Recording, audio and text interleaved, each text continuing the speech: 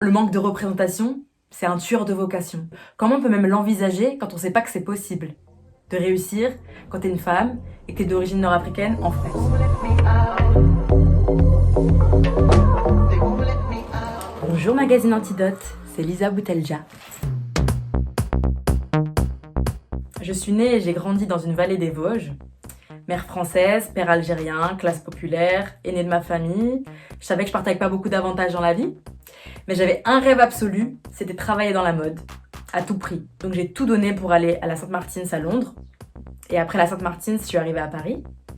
Et j'ai été confrontée à la réalité du milieu, qui est, des têtes comme moi, il n'y en a pas beaucoup. C'est un milieu très blanc, très bourgeois. Donc what's up? En tant que femme, en tant que descendante d'immigrés, en tant que descendante de colonisés, mon identité, elle s'est construite dans la violence du regard de l'autre. Et ces stéréotypes, ces clichés, ces étiquettes, je me les réapproprie pour en faire de la résilience et en faire de la résistance.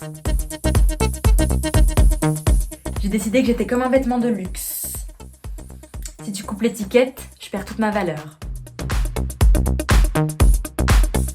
Ça me rappelle une interview que j'avais faite pour un journal français très connu, où le journaliste homme blanc, cis, hétéro m'avait qualifié de dur à cuire à la fin de l'article. Pourtant, il me semble pas que j'avais dit que je tenais un four dans le 93, ni que j'avais braqué 15 banques. On avait simplement parlé chiffon. Voilà, une femme forte est une femme qui fait peur.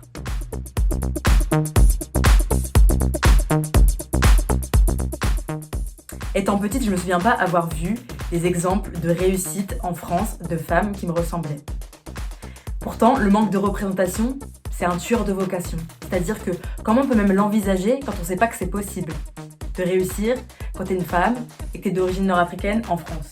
Et c'est aussi ce qui me pousse à réussir. Moi, je veux faire partie des grands de ce monde, ne serait-ce que pour 30 secondes, parce que je veux que ma réussite entraîne celle des autres. Dans mes jeunes années, pour moi, m'habiller, c'était un moyen de m'affranchir de la honte sociale.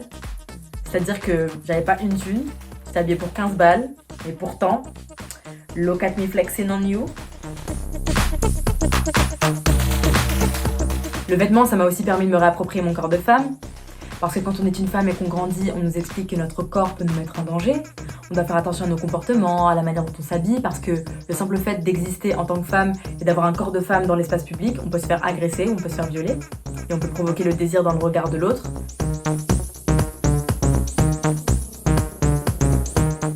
Quand une femme a compris que se réapproprier son corps, c'est se réapproprier son pouvoir, alors elle devient invincible, donc dangereuse pour le dominant. C'est tout pour moi. Je vous invite à aller regarder ma télé-réalité sur mon Instagram @LisaBoutelja. Ça s'appelle Confined Girls. C'est l'histoire de Donna, Cathy, Paloma et Virginie.